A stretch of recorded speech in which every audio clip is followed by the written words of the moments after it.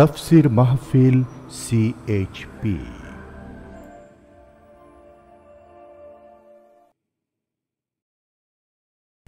বিসমিল্লাহির রহমানির রহিম। বিশ্ববরেণ্য মুফাসসিরে কোরআন আল্লামা দেলাওয়ার হুসাইন সাঈদী রাহিমাহুল্লাহ, মহান রব্বুল আলামিন তাকে সহজ সরলভাবে ইসলাম উপস্থাপনে অনন্য যোগ্যতা দিয়েছিলেন। তাফসীরুল কোরআন মাহফিল চট্টগ্রামে তিনি মূল্যবান বক্তব্য রাখেন। 2004 সালের তৃতীয় দিনে যে বক্তব্য রাখেন, এখন আপনাদের সামনে তা উপস্থাপন করা হচ্ছে। বিষয়: ইসলাম প্রতিষ্ঠায় ত্যাগ ও কোরবানি। তাফসীরুল কোরআন মাহফিল চট্টগ্রাম 2004 তৃতীয় দিনের তৃতীয় পর্ব। ইসলাম মানুষের জীবনের সর্বাধিক গুরুত্ব দিয়েছে।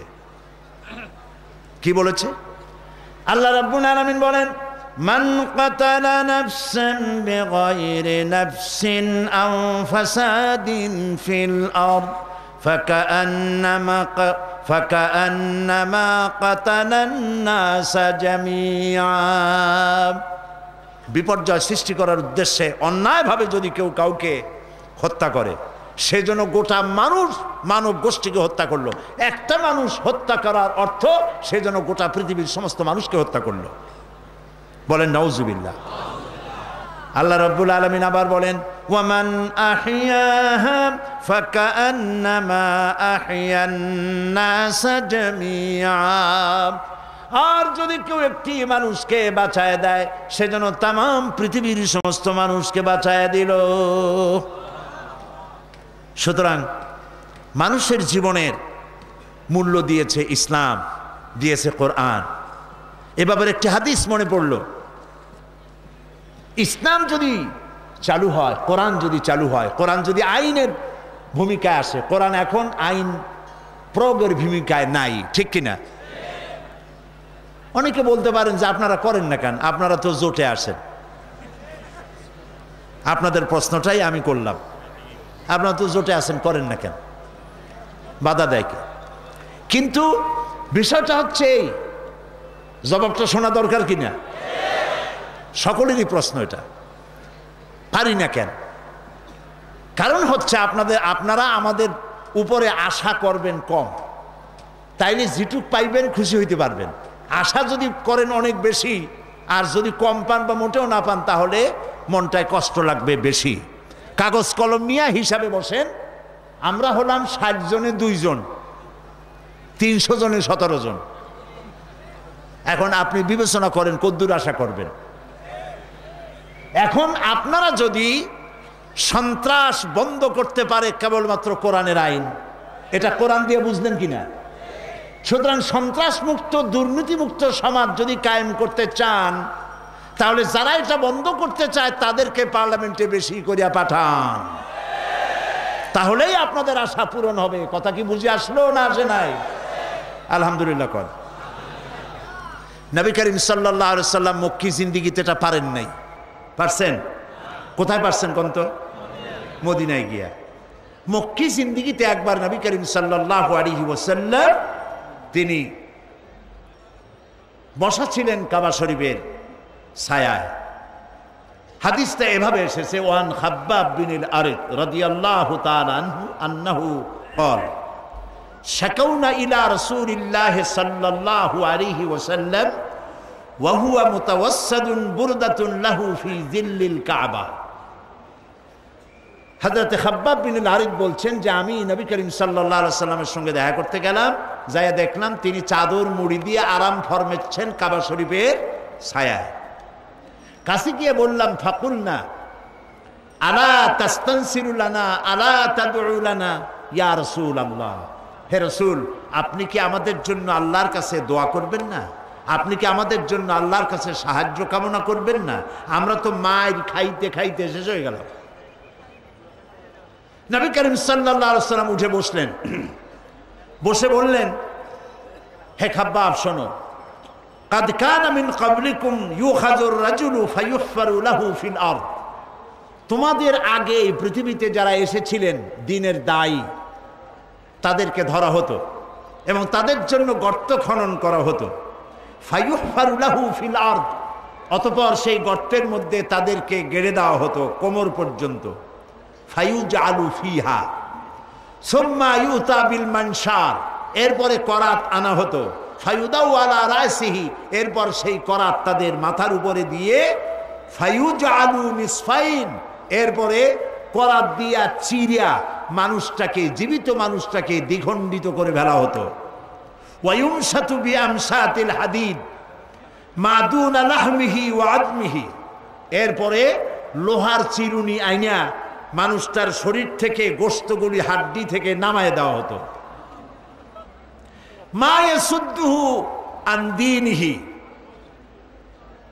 এত কষ্ট দেওয়ার পরেও সে যুগের একজন মুসলমানকেও দ্বীনের রাস্তা থেকে সরিয়ে দেওয়া যায় নাই। ওয়াল্লাহি, নবী করিম সাল্লাল্লাহু আলাইহি ওয়াসাল্লাম কসম করছেন, ওয়াল্লাহি, আল্লাহর কসম, লা ইউতাম্মান্নাল্লাহু হাদাল আমর হাত্তা ইয়াসিরার রাকিবু মিন সানা ইলা হাদরামাউত।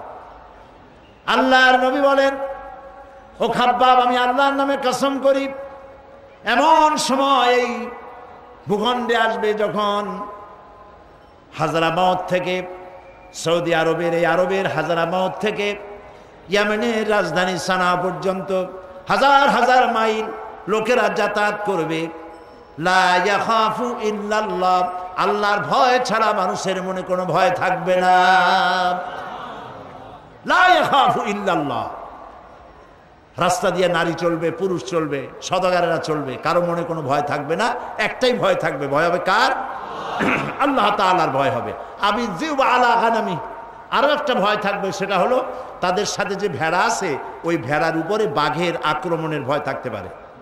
নবীদের কথায় কোনো ফাঁক থাকে না, সুবহানাল্লাহ কোন নবীদের কথায় কোনো ফাঁক থাকে না। এই যে আল্লাহর নবী বললেন, লা ইয়াখাফু ইল্লাল্লাহ, আল্লাহ ছাড়া কোনো ভয় থাকবে না।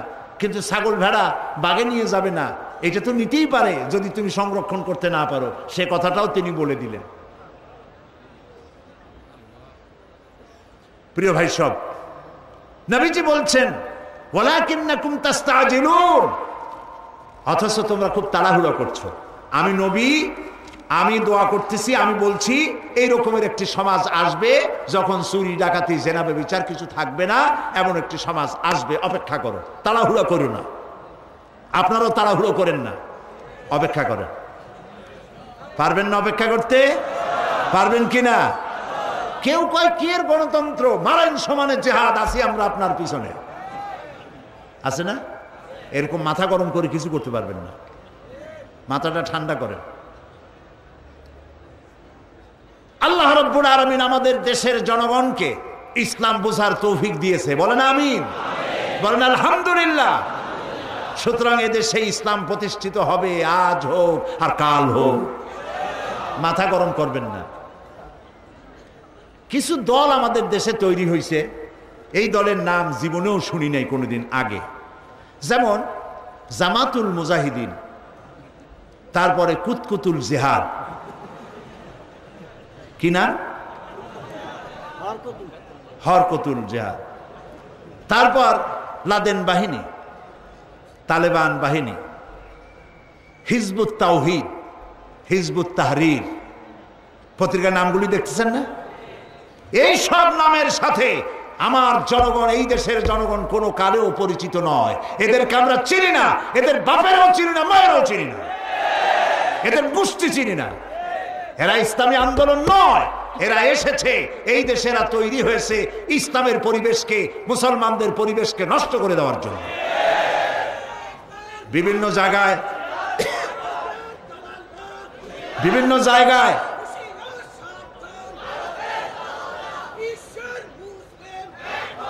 বিভিন্ন জায়গায় আরে জজবা এমন ওঠা উঠছে, সব জজবা যদি এইখানেই খরচ করেন তো বাইরে যে করবেন কি? প্রিয় ভাই সব, বিভিন্ন জায়গায় মাথায় পাগড়ি বাঁধিয়া, বড় বড় জামা গায়ে দিয়া, এত বড় বড় মেসওয়াক, তারপরে বোমা বানায়, এগুলো আবার পুলিশ যায় ধরে। তারপরে পত্রিকা আসে জামাতুল মুজাহিদিন ধরা পড়ছে।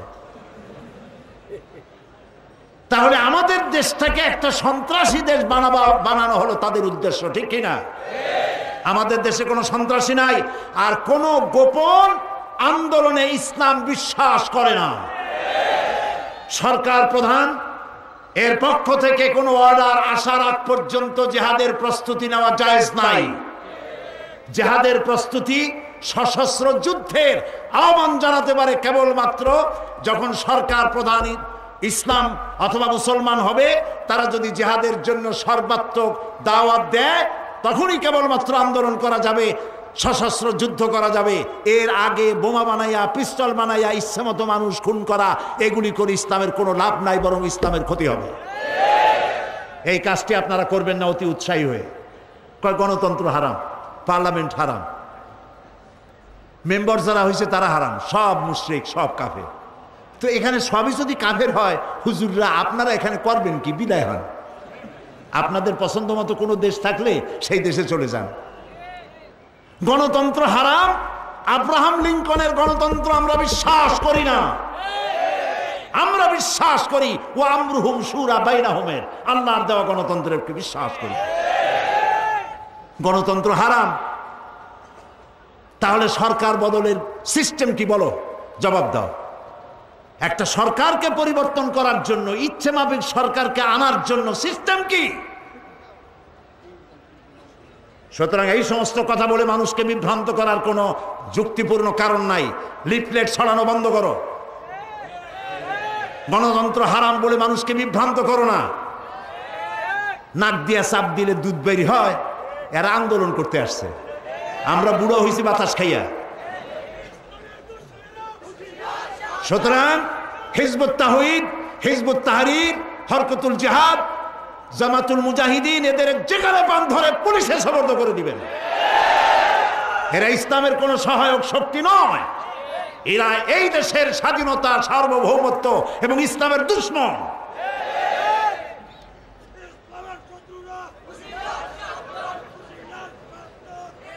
আমি আশা করি কথাগুলি বুঝে আসছে। আসে নাই বুঝে? এদেশে ইসলাম প্রতিষ্ঠিত হবে ইনশাআল্লাহ। যারা 50-60 বছর ধরে ইসলামী আন্দোলন করতেছে, দুইটা মন্ত্রিত্ব পাওয়ার জন্য না। এখানে ইসলামী আন্দোলন হচ্ছে, আমাদের লোকেরা শহীদ হয়েছে। ইসলামী ছাত্র শিবিরের অন্তত 130টা তাজা গোলাপ ফুল রক্তের নজরানা পেশ করেছে আল্লাহর দরবারে।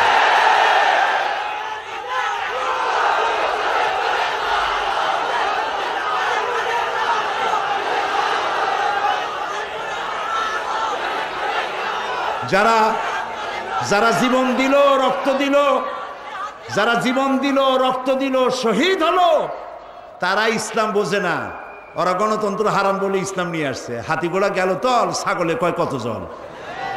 আগে জেলে যাও, জেল খাটো, দুই একটা শহীদ হোক, তারপর বোঝা আন্দোলনের মজা কি।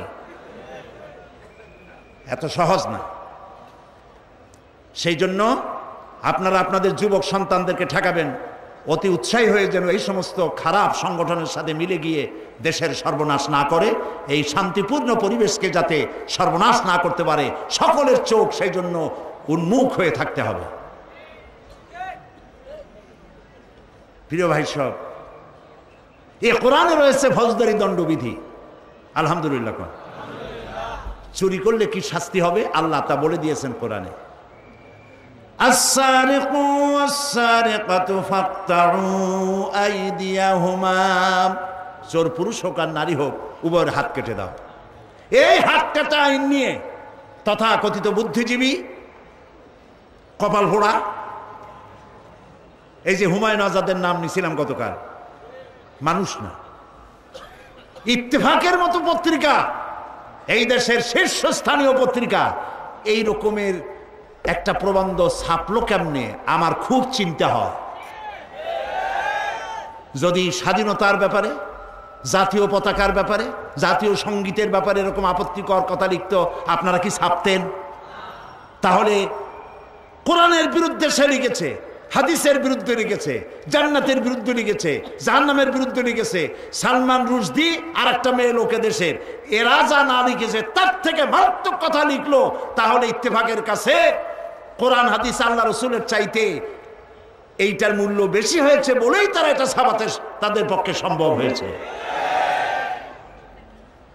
ঢাকা বিশ্ববিদ্যালয়ে এরকমের অনেক নাস্তিক আছে, মোরতাদ আছে, যারা এই ধরনের কথা বলার সাহস পায়। এই জাতীয় লোকগুলি তারা বলে চোরের হাত কাটা হলো একটি অন্যায় আইন। নওজুবিল্লাহ। এই আইনটা কার? আইন কে তৈরি করেছে? আল্লাহ তাআলা তৈরি করেছে। আর এরা বলছে বর্বর আইন। নওজুবিল্লাহ।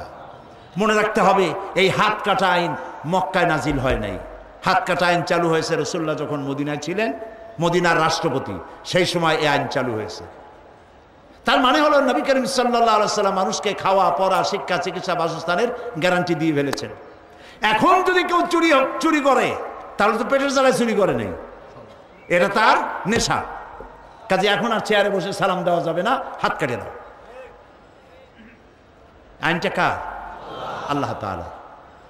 মদিনায় হযরত ওমর রাদিয়াল্লাহু তাআলা আনহুর জামানায় একবার দুর্ভিক্ষ দেখা দিয়েছিল। তিনি ম্যাজিস্ট্রেটকে ডেকে বলছিলেন, এখন যদি কোনো চোর ধরা পড়ে আর প্রমাণিত হয় পেটের জ্বালায় চুরি করছে, হাত কাটবে না। সুবহানাল্লাহ বলবেন না?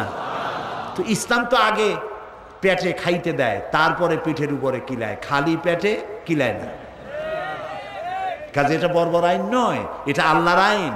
মক্কা শরীফ, মদিনা শরীফে আল্লাহ কতবার নিলেন হিসাব রাখি নেই। আরো কত লোকে গেছেন, আমি আজ পর্যন্ত চোরের হাত কাটা, চুরি করেছে বলে হাত কাটা গেছে, এরকম হাত কাটা একটা লোক আমি দেখিনি। আইন চালু হয় যথেষ্ট। আইন যখন পাশ হয়ে যাবে, চুরি আর কেউ করবে না। মানুষের খাওয়া পড়ার ব্যবস্থা করা হবে। এখন বাধা দেয় বড় চোরেরা, ছোট চোরেরা বাধা দেয় না। বড় চোর ঠিক পাইছেন? যারা সরকারের চেয়ারে বসে আছেন, জনগণের মাল, সরকারের মাল শ্বশুর বাড়ির যৌতুক মনে করে এবং ইচ্ছে মতো খায়। এরা চিন্তা করে যদি কোরআনের এই আইন চালু হয়ে যায় তাহলে তো বিসমিল্লাহ হবে আমাদেরকে দিয়া। এই জন্য ছোট ছোটরা বাধা দেয় না। বাধা দেয় কারা? বড় ছোটরা। তবে বড় ছোটদেরও আশ্বাস দিচ্ছি, আপনাদের অসুবিধা হবে না। এই আইন চালু হলে আপনারা হেদায়েত হয়ে যাবেন এমনিতেই, কাজী ভয় করার কারণ নাই। যারা মন্ত্রী, যারা এমপি,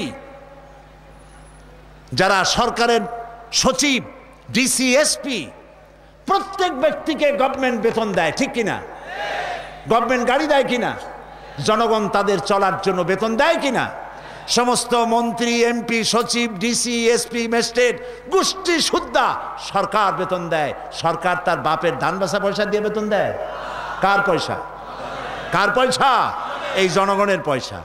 সুতরাং যারা ওখানে বসে আছেন সাবধানে কাজ করবেন, জনগণকে কষ্ট দিবেন না। জনগণকে যদি কষ্ট দেন তাহলে আল্লাহর শাস্তির জন্য অপেক্ষা করবেন, আজ না হয় কাল। আল্লাহ তাআলা কোরআনের এই বিধান করেছেন, দিয়েছেন চোরের শাস্তি, দিয়েছেন জিনার শাস্তি। আয-যানিয়াতু ওয়াজ-যানি ফাজলিদু কুল্লা ওয়াহিদিম মিনহুমা মিআতা জালদা। আল্লাহ তাআলা বলেছেন জিনাকারের শাস্তি হচ্ছে 100 দোররা মারা এবং প্রাণদণ্ড দেওয়া। জিনাকারের শাস্তি প্রাণদণ্ড দাও। জিনা করেছে, প্রমাণিত হয়েছে, অবিবাহিতা যদি হয় দোররা মারো, আর যদি বিবাহিতা হয় পাথর মারিয়া উড়ায় দাও। আজ তো ধর্ষকের কোনো বিচার হচ্ছে না, ধর্ষণ হচ্ছে পাইকারি দরে, বিচার হচ্ছে না। আইন এমন ভাবে ঘোরানো পেঁচানো, ধর্ষকগুলি খালাস পেয়ে যাচ্ছে। আবার নতুন কিছু ধর্ষক তৈরি হয়েছে, ধর্ষণ করে মেয়েটাকে হত্যা করে। নাউজুবিল্লাহ, বলেন নাউজুবিল্লাহ। এগুলো মানুষ না, এগুলো জানোয়ার। মনে রেখো, তুমি যার মেয়ে, যা কারো মেয়ে অথবা কারো বোন অথবা কারো বউকে যদি এইভাবে বেইজ্জত করে থাকো, তোমার বউ, তোমার বোন, তোমার মেয়ে অক্ষত থাকবে না। এই ধরনের তাদের উপরও ধর্ষণ হবে। বলেন নাউজুবিল্লাহ, বলেন নাউজুবিল্লাহ। আল্লাহ রাব্বুল আলামিন মানুষকে চোরের শাস্তি, ডাকাতের শাস্তির কথা বলেছেন। মদ পান করলে কি হবে তাও বলেছেন। ওজনে কম দেওয়া সম্পর্কে আল্লাহ তাআলা বলছেন, ওয়া আউফুল কাইলা ইদা কিলতুম ওয়াজিনু বিল কিসতাসিল মুস্তাকিম। ওজন দেওয়ার সময় তোমরা যখন ওজন যন্ত্রে মাপো মাপটা সঠিক দিও, ওজনে কম দিও না। আমাদের মানুষের যথেষ্ট বদভ্যাস আছে, ওজনে কম দেয়, আছে না? দেখবেন দাড়িও আছে, টুপিও আছে, তার দোকানে গেছেন, দাড়ি পাল্লা ধরছে, যেদিকে পাথর সেই দিকটা উঁচু হয়ে গেছে, যেদিকে মাল সেদিকটা নিচে নেমে গেছে, ধরার একটা কায়দা আছে। যে কেনে সে মনে করে মাশাআল্লাহ, দোকানদার তো খুবই সুবিচার, কিন্তু বাড়ি এনে আপনি নিজে মাপবেন, দেখবেন অন্তত 200 গ্রাম 500 গ্রাম বা 14 গ্রাম কম, ঠিক কিনা? আবার বলে কি ভাই, আপনার কাছে কিন্তু আমি 1 টাকাও লাভ করিনি, আল্লাহর কসম, লাভ করছে কিন্তু 30 টাকা। কথা মিথ্যা হয় নাই, 1 টাকা লাভ করিনি, 30 টাকাই লাভ করছে। তা আপনি ওজনে কম দিয়া, খাদ্যে ভেজাল দিয়া কি করতে চান? কত মাল জমাবেন, কত মাল জমাবেন? যখন পৃথিবী থেকে বিদায় হবেন তখন কাপড় কয়খান পাবেন বলেন? গ্রুপ অফ ইন্ডাস্ট্রিজের মালিক মারা গেছে, 100 কোটি টাকার মালিক, কয়খান কাপড় পাবে বলেন? আর রিক্সাওয়ালা মারা গেছে, কয়খান কাপড় পাবে? এদেশের প্রেসিডেন্ট সাহেব মারা গেছেন, কয়খান কাপড় পাবে? আর আপনি আমি মরে গেলে আর জায়গা পাবেন কয় হাত? প্রেসিডেন্ট সাহেব পাবে কয় হাত? পরিণতি যখন এই তখন এই ওজনে কম, খাদ্যে ভেজাল দেন কেন? চাউলের মধ্যে দেয় তুষ, কুড়া, হায় রে আল্লাহ, আরো দেয় পাথর। 2-1 জায়গায় ভাত খাইতে গিয়ে তো মনে হয় যে ডাক্তার নিয়ে খাইতে বসলে ভালো হইতো, দাঁত কয়টা ভাঙবে তার ঠিক নেই। এই যে ভেজাল আপনি দিলেন, এই ভেজাল দিয়ে কয় টাকা কামাই করবেন? আহারে, এত বড় একটা রোজার মাস গেল, মানুষ হেদায়েত হইল না, কি কপাল পোড়া। আহারে, মানুষের অভ্যাস হলো আরো চাই, আরো চাই, আরো চাই, চাওয়ার কোনো শেষ নাই। আল্লাহ রাব্বুল আলামিনের নবী বলেন, লাউ কানা লি ওয়াদিম মিন যাহাবিন লাহাব্বা আন ইয়াকুনা লাহু সানিন, লাউ কানা লি ইবনি আদম ওয়াদিম মিন যাহাবিন লাহাব্বা আন ইয়াকুনা লাহু সানিন। কোন আদম সন্তানকে একটা মাঠ ভর্তি করে যদি স্বর্ণ দেওয়া হয়, সে বলবে আহারে, প্যারেড ময়দানটা ভরিয়া যদি আরো সোনা দেওয়া হইতো। নবীজি বলেন, ওয়ালা ইয়ামলাউ জাওফু ইবনু আদামা ইল্লা তুরাব। আল্লাহর নবী বলেন, আদম সন্তানের পেট কবরের মাটি ছাড়া কিছুতে ভরবে না। মানুষ শুধু আরো চাই, আরো পায়, এগুলির জন্য মানুষ প্রতিযোগিতা করতে থাকে। প্রিয় ভাই সব, সুতরাং আমাদেরকে যারা ব্যবসা করেন, ওজনে কম দেবেন না, খাদ্যে ভেজাল দেবেন না, মনে থাকবে ভাই? মনে থাকবে? আল্লাহ যেন মনে রাখান, আমরা বলি আমিন। অশ্লীলতা আজ আমাদের দেশের মধ্যে ছড়িয়ে গেছে, কোরআনে সব কথা আছে, সুবহানাল্লাহ বলে, কোরআনের মধ্যে সব বলা আছে। অশ্লীলতা আজ শহরে বন্দরে সর্বত্র রন্ধ্রে রন্ধ্রে ছড়িয়ে গেছে। মহান আল্লাহ রাব্বুল আলামিন বলেন, قل إنما حرم ربي الفواحش ما ظهر منها وما بطن। হে নবী, আপনি বলুন, আমার প্রভু নিঃসন্দেহে সকল প্রকারের গোপন এবং প্রকাশ্য অশ্লীলতাকে নিষিদ্ধ ঘোষণা করেছেন। আমাদের দেশে অশ্লীলতা আছে না নাই? আছে কিনা? আমাদের দেশে অশ্লীলতার নানা ধরন। এক ধরন হলো নারীর সৌন্দর্য প্রতিযোগিতা।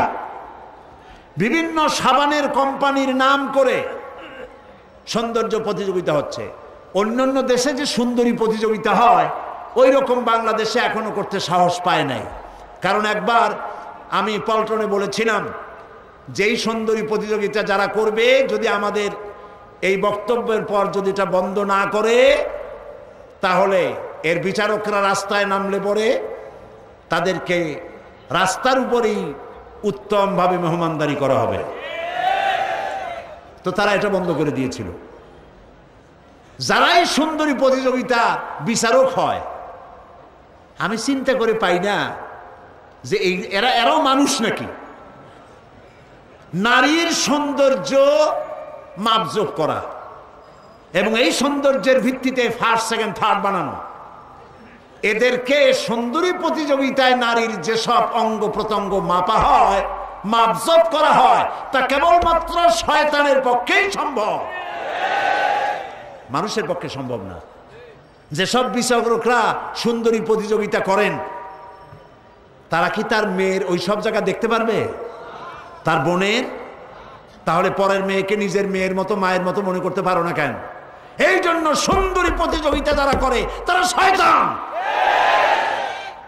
বিভিন্ন জায়গায় সাবানের পত্র পত্রিকার একটু একটু সবাই আর যাচ্ছে তারা, যে দেখি যেহেতু বিভাগীয় পর্যায়ে হচ্ছে, জেলা পর্যায়ে হচ্ছে, মুসলমানদেরকে শোইবার জন্য একটা ব্যবস্থা করতেছে, শোয়ে শোয়ে তারপরে দেশব্যাপী সুন্দরী প্রতিযোগিতা হবে। আমি আপনাদেরকে বলে গেলাম, সুন্দরী প্রতিযোগিতা কোথাও যদি হয় ডিসিএসপির অফিস ঘেরাও করবেন। সুন্দরী প্রতিযোগিতা হতে দেওয়া হবে না, হবে না, হবে না।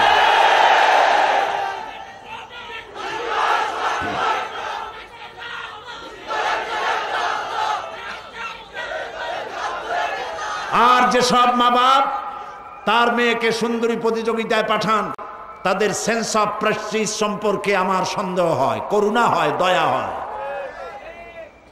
আপনার মর্যাদা থাকা উচিত। আপনার মেয়েকে যদি সুন্দরী সে হয়ে থাকে, এটা আল্লাহর নিয়ামত, আর এই নিয়ামত কেবলমাত্র তার স্বামীর জন্য, এটা প্রতিযোগিতা করার জন্য নয়। নাউজুবিল্লাহ বলে। ইহুদি খ্রিস্টান এরাই মুসলমানদের মধ্যে, এরা বাংলাদেশ পৃথিবীর দ্বিতীয় বৃহত্তম মুসলিম দেশ, নারীর সৌন্দর্য প্রতিযোগিতা হতে পারে না, পারে না। প্রিয় ভাই সব, দেশের মধ্যে এইডস রোগ শুরু হয়েছে। আমাদের দেশে এ পর্যন্ত সরকারি হিসাবে 300 রোগী পাওয়া গেছে এইডস আক্রান্ত। আর এইডস হলো মারাত্মক রোগ। পশ্চিমা দেশগুলিতে এইডসে ধরছে জন্মের ধরা। যার একবার এইডস হয়, ডাক্তার একবার দেখতে আসে, এসে কিছু নসিহত করে যায়।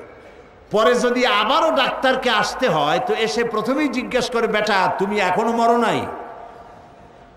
তার মানে হলো এইডসের একমাত্র প্রতিষেধক হচ্ছে মরে যাওয়া, নির্ঘাত মরবেই। পাপ হয়েছে যত মডার্ন, আল্লাহর আযাবও হয়েছে ততোধিক মডার্ন। ওরা পাপকে আধুনিক বানাইছে।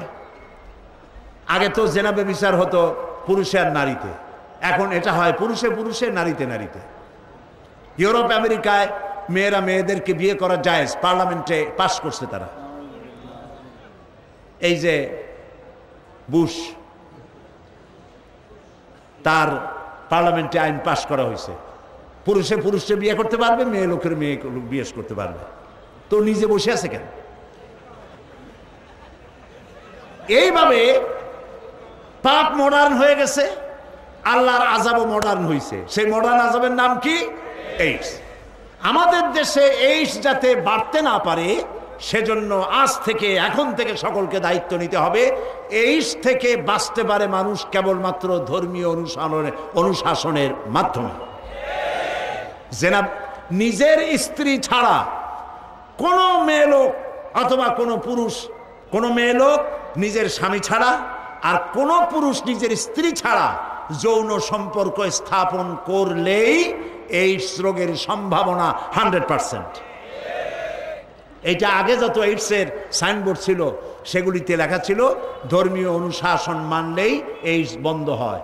কিন্তু আমি জানি না কোন লুচ্ছা, কোন লম্পট বিলবোর্ড বানাইছে সারা দেশব্যাপী, যেখানে লেখা আছে যৌন রোগে ভয় নাই, কন্ডম লইলে টেনশন নাই।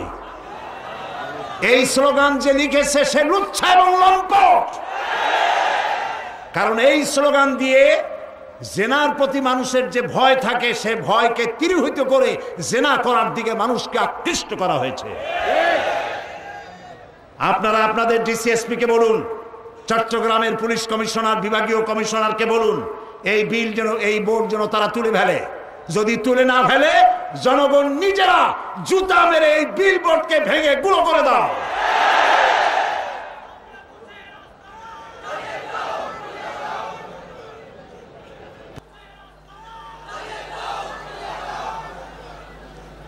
প্রিয় ভাই সব, অশ্লীলতার প্রচার প্রসার ইসলাম বন্ধ করে দিয়েছে।